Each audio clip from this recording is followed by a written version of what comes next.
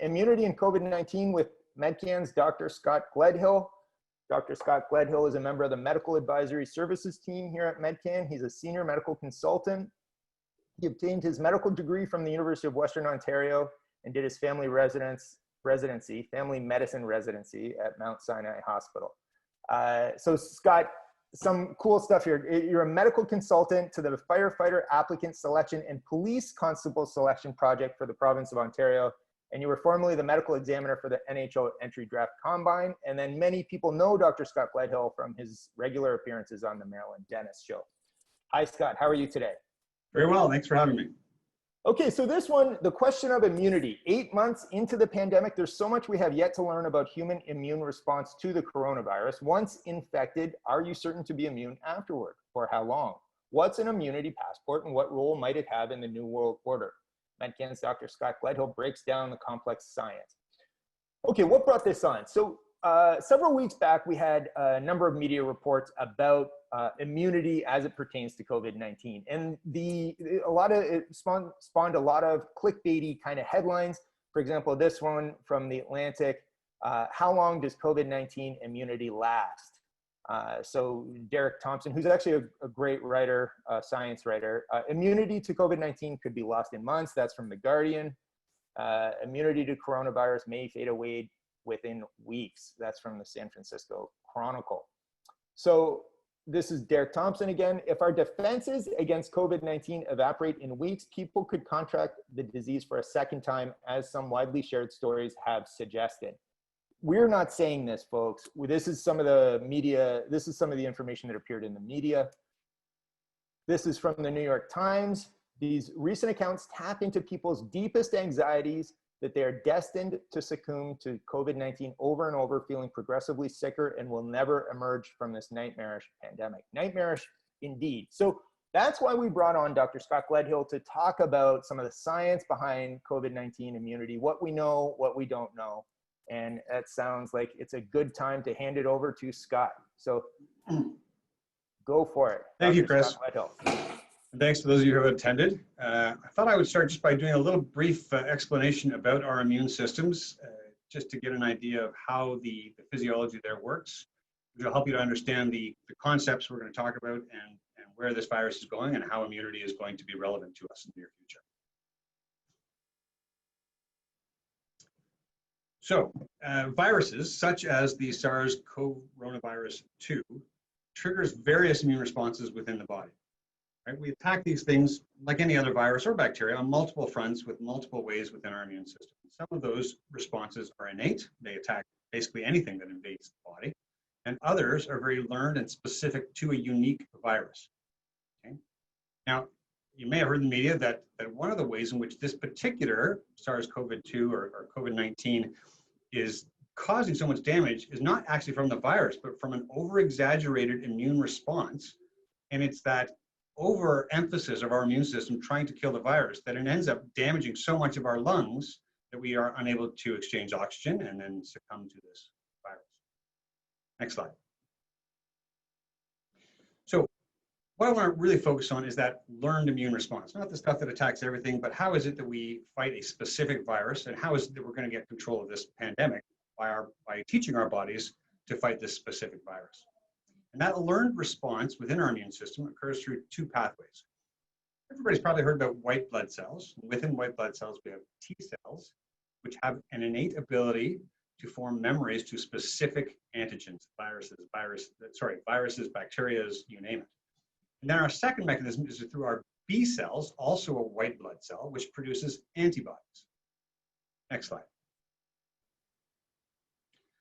So antibodies are produced by these B cells when our immune system learns to identify a particular component of the virus. In this particular virus, you heard that it's called the coronavirus. It's because it looks like a crown. You've got all these little spikes on it. The most common antibody we form is to that spike. Okay? The immune system produces antibodies that fight the viruses by several different mechanisms. They attach to the virus or the outside of the virus, and thereby block the mechanisms that allow that virus to enter our cells, or they act as a beacon, almost like a bright red light that attaches to the virus, sends off this signal, and then our other immune system components, our killer cells, come in and destroy that virus. So that antibody response is essential even in the very initial infection, although it doesn't actually occur until about day 5, day 6, when we finally figure it out. I'm going to talk about this because I think it's a really cool part of our physiology, that these B cells, within 4 to 5, at most 6 days, learn to produce an exact puzzle piece that fits onto any particular virus that enters our body. We try in laboratories to do this for decades and we can't make it, but our B cells, within 4 days, figure out how to produce the perfect size puzzle piece and then mass produce it. And it's through that mechanism that is our best defense at killing most of these viruses, previous coronaviruses, as well as this particular one. Next slide, please.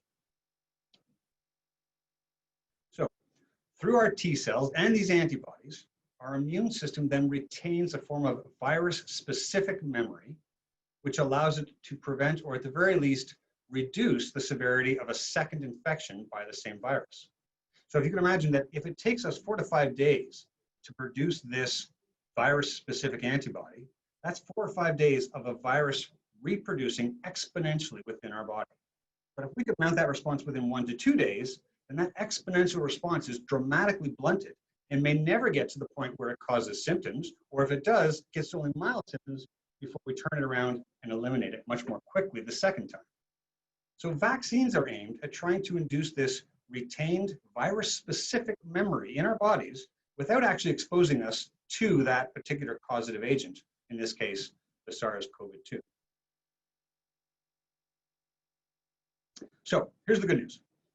We've got some good evidence that our B cells, human B cells, seem to be very effective at producing antibodies to this particular virus. Unless you've got a compromised immune system, just about everybody does produce antibodies when they come in contact with this virus at day 5, 6, 7. The more severe your symptoms, the higher those antibody levels seem to obtain. Next slide. What we don't know yet is how long that immunity will last, or how robust or strong that protection is actually going to be to the next reinfection. And we don't know that because it hasn't been around long enough, right? Is this still a novel or a new virus to us? We just don't have these answers because we haven't spent enough time with the virus yet to know. Next slide. However, we're going to try and extrapolate from what we do know. We'll use this evidence to try and form an opinion of what we think is going to happen. So we know from previous coronaviruses, Middle Eastern respiratory syndrome, and the first SARS virus that we all saw back in 2003 or 4, that this did result, so initial infection did result in a rather robust protection for several years afterwards. Great. Reason to suspect that hopefully this one will too. We just don't know for sure yet. Next. In rhesus monkeys studies, monkeys that were exposed to the virus and then re-exposed after they had recovered for several months later no longer were capable of acquiring the infection. So in fact, it did seem that their immune systems, through the same mechanisms that ours does, did mount a virus-specific memory protection that has so far prevented them from getting a reinfection. Now, again, the virus has only been around for several months, so we only know that they couldn't get it a second time for several months. We haven't heard anything more on this, so I'm hoping that there's no new information to suggest that they have yet been able to procure that second infection. So what about reports that demonstrate this virus may have some unusual properties? Reports of reinfection and reports that this antibody levels are declining very rapidly within several weeks to months. Next slide.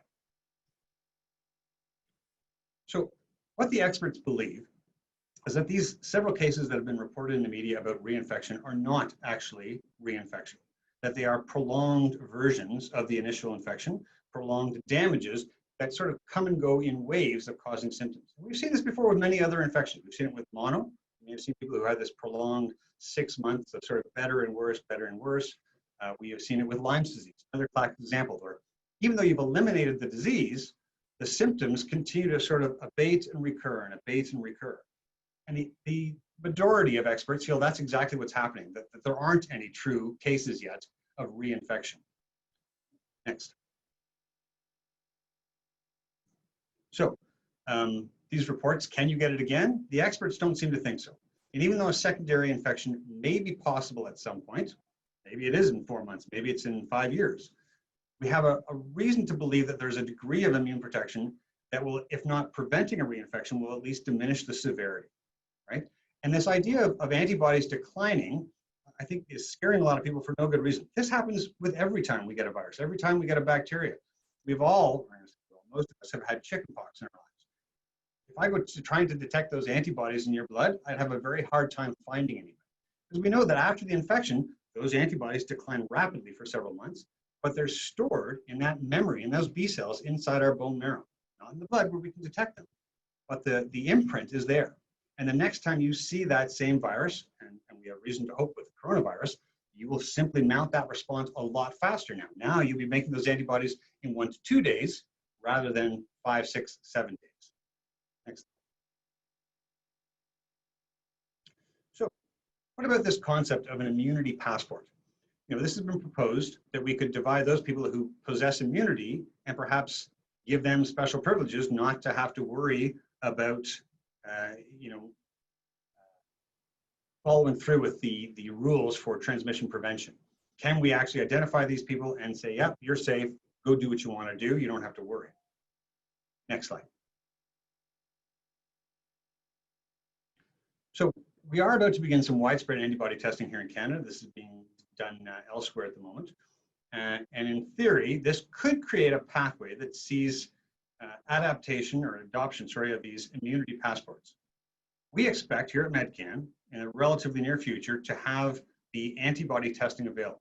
So that's not, do you have the infection currently? That's, are there antibodies in your blood? And is it therefore likely that you had the infection at some point in the past? But it's important to remember that these are not foolproof tests, that there will be some false positives. Therefore, there's a concern that you think you're immune when you're not actually immune. And we also don't know how much those positive antibodies do protect you. We've got reason to think that there's a good protection from it, but time, we don't have insufficient time with this virus yet to be able to say, oh, you've got antibodies, we know you're protected, feel free to go about your business. Next slide. So it raises the question, is this immunity passport even practical? Can we rely on this information, and should we act on it, and will the government bother? Next question, next slide, please. So antibody testing is very useful when it's assessing the percentage of a given population that's infected. Widespread testing, it's okay if a couple of them are positive, it still gives us a good idea of how many are relatively immune or have come in contact and have antibodies. When we do this in Canadian populations, disappointingly, it's currently only about 1% of the Canadian population that shows evidence of a previous infection. This hasn't been broken down by province yet, and I suspect we'll see higher numbers than that in Toronto, higher numbers than that in Montreal and in various areas of Quebec. But as a country as a whole, it's only 1%. Next slide. So what are the implications? So, and I'm going primarily on personal opinion here because we just don't have the evidence yet. But we have good reason to suspect that recovered or vaccinated individuals will benefit from a relevant degree of protection for at least 1 or 2 years. And I can tell you that personally, if I had recovered from a PCR confirmed case, now that's the testing that's done when you actually have the infection, not the post antibody test. If I had confirmed testing that I had had the infection, I would feel comfortable traveling and living without a concern of a meaningful reinfection. That would be enough for me. But how do we get around government regulations that require quarantine? And it's fine for me to say, oh, good, I'm free to go down to Florida and mingle on the beach and come home and go right back to work. But the government is not going to allow that, right? And by the time a government can set up special exemptions, we're probably going to be into the vaccine portion of this pandemic. Or I certainly hope so. So if you consider that only 1% of the population are liable to show positive antibodies, from a practical standpoint, I just can't see the government saying, oh, let's set up a special program that's only going to be applicable for the next 6 to 9 months, just to look after that 1% and give them some special considerations. This is why I don't think you're going to see this passport happening for antibody positive people. However, I do think, and I'm hopeful, that there'll be a role for a similar sort of passport immunization once we get the vaccine. Once we get the vaccine, and that's reason to be optimistic that could be as early as January, and certainly I think by March we'll be rolling it out, that we'll have now 20%, 30%, 40, maybe 60% of the population vaccinated. Well, it's worth creating an exemption for 60% of the population, and that's when this may become relevant and useful. Next slide. Summary. So there is reason to be optimistic that a previous COVID infection or vaccine-induced antibody response will likely convey some degree of protection or immunity from a reinfection. Whether that response will entirely prevent the next infection or minimize the severity of the next infection, and likely therefore minimize your chances of being transmissible, these are unknown currently. Right? Whether that protection will last 3 months or 10 years, still unknown. Time needs to pass for us to know how long this is going to last. As such, currently, immunity passports are just not a practical idea, and by the time governments determine the regulatory framework, I'm hopeful that effective vaccines will have arrived and being rolled out in our population. Thank you. Fantastic. Thanks very much, Dr. Gledhill. That was great. Folks, we have allotted some time in here to accept questions. So how do you ask a question? So on the top or the bottom of your screen, you press the Q&A button and type the question in. Dr. Gledhill, I'm going to start with a couple of my own. We talked about this as we were in the run-up to this webinar, and I think of the novel Blindness, and which was also a movie. And in that, I don't know if you remember, but there was a virus that went through and everybody became, or lots of people went blind. And then the people who still had sight were able to basically lead everybody else. They had superpowers. They had the superpowers. They had recovered from this with their sight intact. And that's what I think a lot of people are sort of thinking about with these immunity passports, that the people who have already had COVID have this kind of superpower now where they can move about with alacrity. But so what you talked about was that this really isn't practical because these people, let's say I have had a PCR confirmed case. If I do go to the States anyway and come back, I'm still going to be, regardless of whether I've had it or not, I'm still subject to that quarantine restriction of 14 days when I come back from the States, which is the big inconvenience that dissuades a lot of people from coming, correct? Correct. Okay, so that's, I just wanted to clarify that that is the big piece that is preventing this. Okay, so questions, let's go through, and sorry, I can't actually see my, there it is, my cursor. Okay, yeah, this is a good question. How does COVID affect kids? With schools planning to reopen this fall, is it safe to send kids to school? Okay, well, listen, we will be dealing with this next week in tremendous detail. But Dr. Gledhill, do you want to respond at all? I can tell you that the answer is we don't know, which is very unreassuring to hear. I can tell you that I have concerns. There's no question about it. I think that if we were to just let all the kids go back to school exactly as they were doing pre-COVID, that this would lead to dramatic rises in numbers again. Kids are not immune. Kids have a much less severe response on the whole. Even kids have the occasional very, very severe outcome from this condition. Fortunately, those are really rare, but it's not the kids that I worry about, honestly, when they go back to school. It's what the kids then bring home to their parents and then to their grandparents and to the generations of our society that are much, much more susceptible. I've had this conversation with many people recently. I do still think that an even greater risk than opening our schools was opening our bars. I think you put people into a bar situation where they're talking loudly over music and therefore more likely to be spitting when they talk, more likely to be not practicing social distancing because they've been drinking. You put a ton of people inside a crowded room. I think that's a much, much worse scenario than is opening our schools. I think that, for kids' sake, it's important to open our schools. It's important to have some degree of socialization. And I think we need to find a happy medium way of allowing them to participate in groups, maintaining social distancing, much reduced class sizes, and perhaps that means a mixture of virtual and in person. Can I tell you it's safe? I can't. We don't know, and nobody does. I assume, Dr. Gledhill, I assume, so the second question, what about immunity for children and the testing data that may support a passport for them? I assume, well, I'm not going to assume. Do you have a response to that? No, we have every reason to believe it would be the same as it is in adults. You know, kids also produce an excellent virus-specific memory type of immune retention.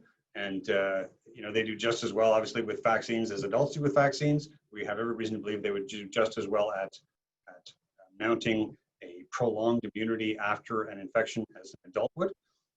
So I think that the very same implications apply to them as I have been discussing with respect to adults. Yes, I suspect that they too will have the similar sort of coverage and immunity, but we don't know, and we don't know with respect to adults yet either. That's just what the data, when we extrapolate it, this is what we suspect.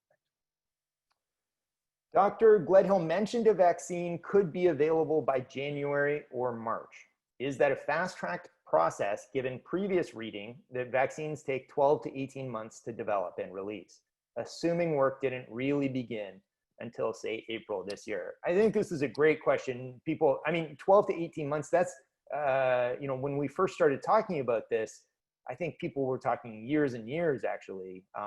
So, Dr. Gledhill, can you speak to that? Again, yeah, so even 12 to 18 months would even be a fast track route to a vaccine. And yes, we are trying to do this even faster than that. 100%, this is a fast track. No question, I think everyone would agree that we are cutting corners in developing these vaccines. We got a little bit lucky in that I think the group Oxford and maybe one or two others were already starting to work on a coronavirus-like vaccine that may have had some spillover implications and actually, you know, leapfrogged us a little further ahead than if we had been starting from ground zero. But absolutely, this is fast track. And you know, does that mean that we will have increased questions about the safety of these vaccines when they come out? Yes, we will.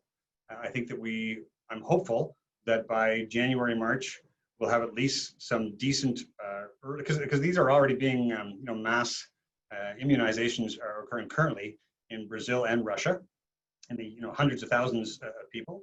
So instead of these small scale phase 3 trials, we're now moving into mass immunizations, looking at endpoints there. I think there's another webinar coming up on this. Maybe I apologize if I'm giving too much information, but I think, you know, even by early next year, we'll see whether there are any short-term complications. It may be years before we know what the long-term complications are, but I'm confident that our experts are taking at least sufficient precautions to ensure that we're safer to have the vaccine than to have the illness. That's all we know right now. Fantastic. Okay, well, someone said a great presentation. That's very nice. This is an interesting question. People on IgG therapy, are they more protected, or would they be at an increased risk of an overactive response to COVID? That would have to be a particular, you know, it actually depends on which IgG therapy they're using and versions. I think in general, no, they would not be subjected to an increased risk of an overimmune response. And my guess is it wouldn't have much implications, but you have to look at why they're on that therapy. And the reason they're on that therapy may have implications that put you at greater risk. The therapy itself, no, it's going to be rather specific and shouldn't affect how your immune system responds to COVID-19. But if this is about, you know, immune modulators, all bets are off. It can have all kinds of sorts of implications for the infection. Okay, great response. News reports are starting to discuss ventilation and air transmission risks for COVID-19. What reliable guidance or advice is there relating to adequate indoor ventilation or air exchange to reduce risk of air transmission? Not really a immunity question, but Dr. Gledhill, no video happened yet. Let's throw that to you anyway. So again, there is some back and forth expert opinion on this as to how much is transmitted within ventilation systems. We certainly know that the virus transmits through the air, whether that's by droplets, whether it's airborne, and you can get into the nitty-gritty of all the differences and what that means. But ultimately, general advice is the more you can improve airflow, getting new airflow into any situation is always going to be beneficial. The more you circulate air, the greater the chance of recirculating virus. The more you push air within a indoor confined space from one end of the table to the other end of the table, the more you have a greater chance of 6 meters no longer being sufficient, and you may need a much greater distance because the air is moving that virus sideways. So in general, we suggest putting in ventilator systems that push air down. So fans that aren't so strong that they push it down and recirculate back up, but strong enough that it's a general downward pressure that is going to cause droplets or airbornes to settle down on surfaces where they're less likely to be inhaled. And in general, the more you can change the circulation or change the air within the environment, the better. The more you can conduct your business or activities or visitations outside, the better. Fantastic. So we still have numerous questions. So I'm going to fast track to the ones that specifically deal with immunity. And then if we have time, we'll come back to the ones that do not. So what determines your level of immune response? Is there a genetic component to how you respond to illness? That's a great question. Yeah, and 100% there is a genetic component. And some people will genetically be fortunate enough to mount a much faster antibody rise, and thereby preventing that exponential phase of virus replication within your body, and thereby minimizing their symptoms. Other people, as much as I am impressed at how quickly a B cell produces antibodies, some people may take 7 days, some people may take 3 days. And that is enough to make a huge difference in the severity of your illness. And then there are there are so many other nuances of our immune system, those other multiple fronts I was talking about on which we attack various foreign antigens into our body, that also some people just mount an excessive response through other white blood cells that end up causing more damage, and there is very much a genetic component to those. Yes. I love this next question because I think it speaks to a lot of the discourse out there about natural products. So there are a bunch of natural products in the market. Do they really help to build immunity? As you said, the biggest risk in COVID-19 is immune system over response. What happens when people take these natural products to improve immunity? Will they overactivate immune systems? Can these natural products work against us if we ever get infected? Yeah, so again, we do not know the answer to that question. Enough time with this virus hasn't passed for us to be able to say. I can tell you that those natural products aimed at boosting immune systems have relatively small action in terms of boosting those immune systems. And I don't believe anyone taking those would be at greater risk for having a massive immune response and therefore more severe outcome than someone who wasn't taking those immune boosting natural products. But unfortunately, natural products are just not well studied in terms of proper randomized, controlled, double-blinded trials that give us definitive answers to those questions. I think that there's enough evidence that they don't have a massive change in your immune system, and I don't think anybody needs to worry if you are taking those that you should stop them. But I can't tell you that they're providing with any protection either. Okay, 2 more questions. Which we have a lot more questions actually, but again, a lot of these deal with specifically with the vaccine, which is related. But what I just want to caution people is that Dr. Jason Abrams will be dealing with this stuff in detail in 2 weeks. So the virus manifests very differently in individuals. There are many long haulers that continue to suffer after effects from when they were sick. Is there evidence to support that those who suffered more severely would have a greater level of antibodies, or would they be more vulnerable to get it while they're still immune suppressed? So there is actually good evidence that those who have a worse disease infection, those who suffer more with respiratory symptoms, with GI symptoms, those who in general have more symptoms do develop much higher levels of antibodies. Does that necessarily mean that you're going to have an even worse infection the next time, or even better infection the next time? That we don't yet know. And I apologize, Chris, what was the second part of that question, or what was the? So yes, they do. Yes, more severe symptoms, more higher levels of antibodies. But I feel like there was a second part to that question. Or would they be more vulnerable to get it while they are still immune suppressed? Let me back up. Is there evidence? Is there it wouldn't evidence necessarily to be. support?